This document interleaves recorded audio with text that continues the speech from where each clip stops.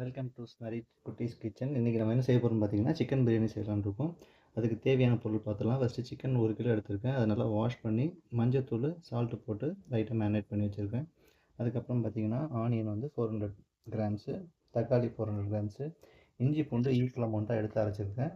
100 grams இஞ்சி, 100 grams பூண்டு, அதுக்கப்புறம் புதினா ஒரு கையளவு, அதுக்கப்புறம் கொத்தமல்லி அதேமாதிரி ஒரு கையளவு, பச்சை மிளகா 3 எடுத்திருக்கேன்.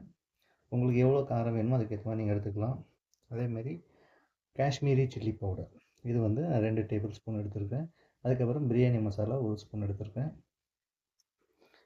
அதுக்கப்புறம் பார்த்திங்கன்னா இதுக்கு தேவையான ஸ்பைசஸ் ஏலக்காய், கிராம்பு, பட்டை, அதுக்கப்புறம் கொஞ்சம் பெப்பர், குருமிளகு எடுத்திருக்கேன். எல்லாமே ஈச் 5 நம்பர் எடுத்திருக்கேன். அதுக்கப்புறமா தயிர் 200 கிராம். நாங்கள் இன்றைக்கி பிரியாணி வந்து ஜீரக சம்பா அரிசியில் செய்கிறோம். அது வந்து 1 கிலோ எடுத்திருக்கேன். ஃபஸ்ட் நம்ம வெங்காயத்தை கட் பண்ணிக்கலாம்.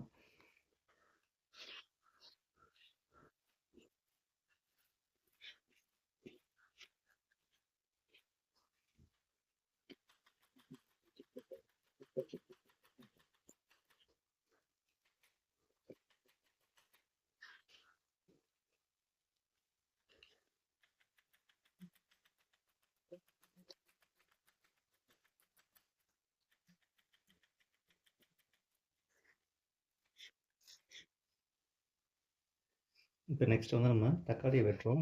தக்காளி வெட்டும்போது என்ன பண்ணணும்னா, இது நடுவில் இருக்கிறத இந்த தண்டை வந்து நீங்கள் கட் பண்ணி எடுத்துட்டிங்கன்னா உங்களுக்கு ஈஸியாக வதங்கிறதுக்கு யூஸ்ஃபுல்லாக இருக்கும். இப்போ நம்ம இதுக்கு தேவையான நெய் ஆட் பண்ணிக்கலாம். 2 டேபிள் ஸ்பூன் ஆட் பண்ணுறேன்.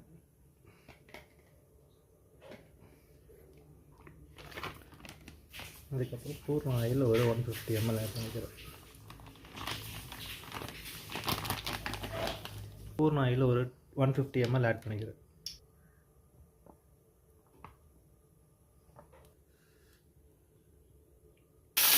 முதல்ல இப்போ ஆனியன் போட்டுக்கலாம்.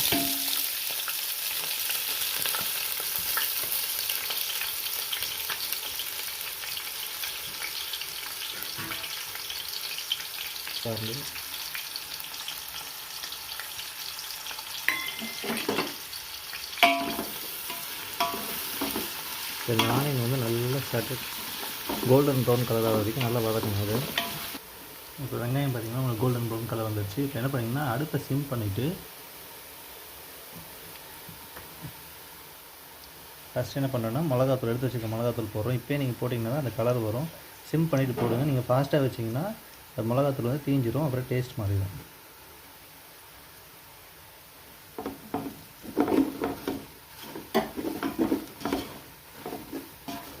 நீங்கள் எந்த கலர் பவுடர் எதுவுமே போட வேணாம். நீங்கள் இப்போ சேர்த்திங்கன்னா அது கலர் வந்து உங்களுக்கு கரெக்டாக வரும். இது முடித்த உடனே அதுக்கப்புறம் பார்த்திங்கன்னா நம்ம கொத்தமல்லி ஆட் பண்ணிக்கிறோம். ஆட் பண்ண ஒரு 2 செகண்ட்ஸ் அப்படியே வந்து கிளறி விட்டுருங்க. ஃபஸ்ட்டு புதினா ஆட் பண்ணிக்கலாம். இதே ஒரு 2 செகண்ட்ஸ் கிண்டி விட்டுருங்க.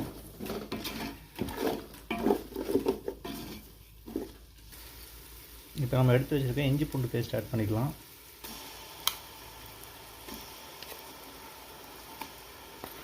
நான் ஒரு 4 டேபிள் ஸ்பூன் ஆட் பண்ணிக்கிறேன்.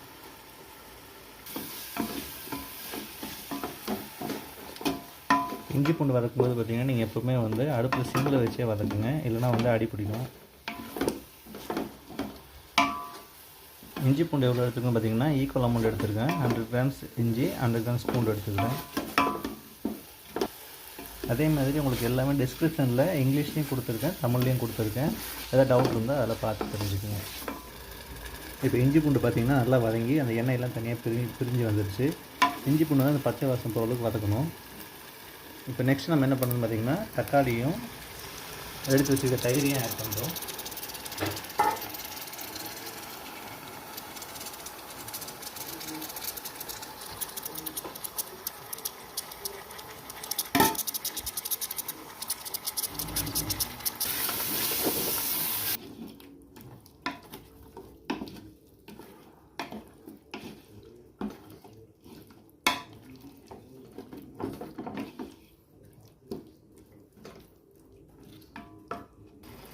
இப்போ இதுக்கு தேவையான உப்பு போட்டுக்கலாம். நான் வந்து கல் உப்பு யூஸ் பண்ணுறேன். நீங்கள் உங்களுக்கு தேவைன்னா இங்கே சால்ட் கூட போட்டுக்கோங்க.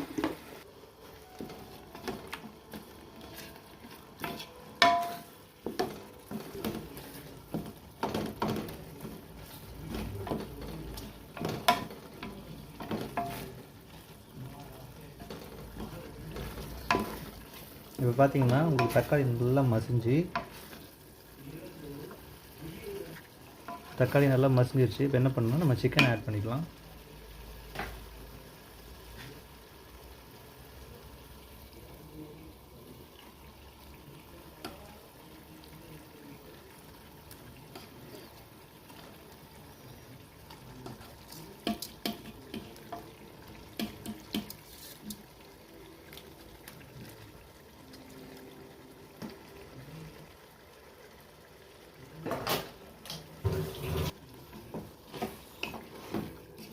சிக்கன் ஆட் பண்ணிவிட்டு இந்த மசாலா எல்லாம் அது கூட நல்லா மிக்ஸ் ஆகிற மாதிரி நல்லா மிக்ஸ் பண்ணி விட்டுக்குங்க.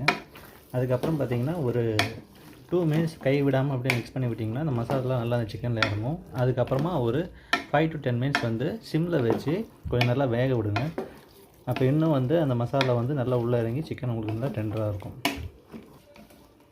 இப்போ பார்த்தீங்கன்னா சிக்கன் நல்லா வந்து உங்களுக்கு வந்து சாஃப்டாக டெண்டராக அந்த மசாலாலாம் நல்லா மிக்ஸ் ஆகிடுச்சு. இப்போ நம்ம என்ன பண்ண போகிறோம்னா ஹாட் வாட்டர் தேவையான தண்ணி இது பண்ண போகிறோம். நான் வந்து இந்த டம்ளரில் ரைஸ் எடுத்திருக்கேன். இதுக்கு 2 டம்ளர் தண்ணி யூஸ் பண்ண போகிறேன். 1 டம்ளர் அரிசிக்கு 2 டம்ளர் தண்ணி. இந்த ரேஷியோ எல்லாமே உங்களுக்கு வந்து டிஸ்கிரிப்ஷனில் கொடுத்துருக்கேன், அதை பார்த்துக்குங்க. நான் ஆல்ரெடி தண்ணி வந்து ஹீட் பண்ணி வச்சுருக்கேன், சூடு பண்ணி வச்சுருக்கேன். நீங்கள் சூடாக ஊற்றுனீங்கன்னா சீக்கிரமாக உங்களுக்கு வந்து குக் ஆகும்.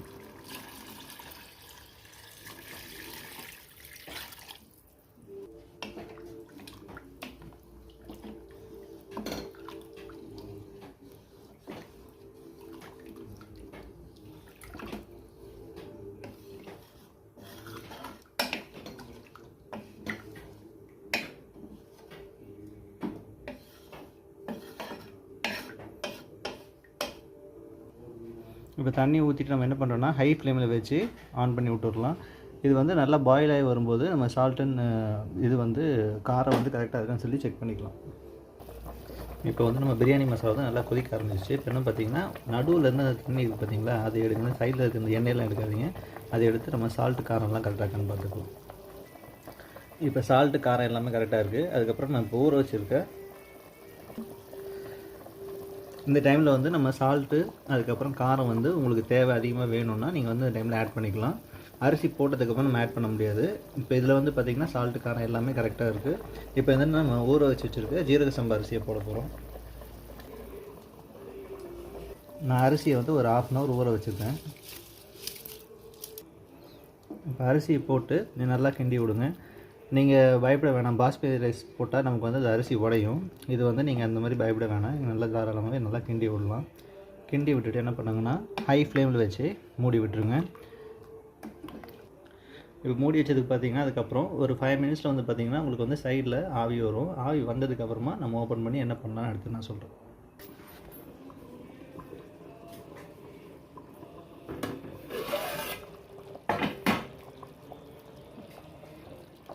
இப்போ பார்த்தீங்கன்னா அந்த ஸ்டேஜில் என்ன பண்ணணும்னா ஸ்லோவனில் அடியிலேருந்து ஃபஸ்ட்டு கிண்டி விடுங்க.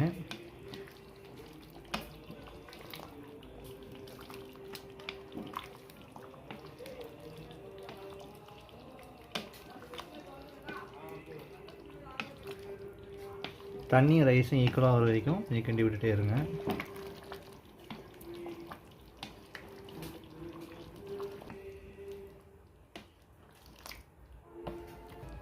இப்போ பார்த்தீங்கன்னா தண்ணியும் அரிசியும் வந்து ஈக்குவலாக வந்துடுச்சு.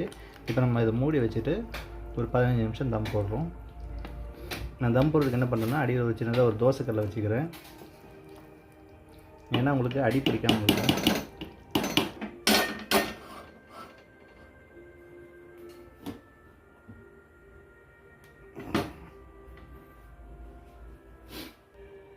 இப்போ நான் இது மேலே இந்த ஆவி வெளியே போகாமல் இருக்கிறதுக்கு ஒரு பாத்திரத்தில் தண்ணி பிடிச்சி வெயிட்டுக்காக வச்சுருக்கேன். இப்போ ஒரு 15 நிமிஷம் நம்ம அப்படியே விடலாம், தம் ஆகட்டும். 15 நிமிஷம் ஆயிடுச்சு. இப்போ நம்ம தம்மை திறந்து பார்க்கலாம்.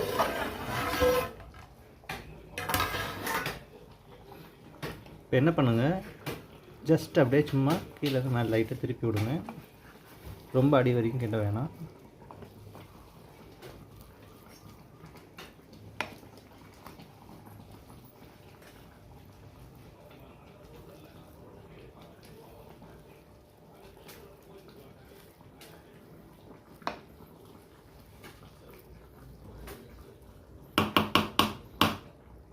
இன்னும் ஒரு 2 to 5 மினிட்ஸ் வந்து நம்ம அப்படியே மூடி வச்சிடலாம். அதுக்கப்புறமா எடுத்து நம்ம சர்வ் பண்ணிக்கலாம்.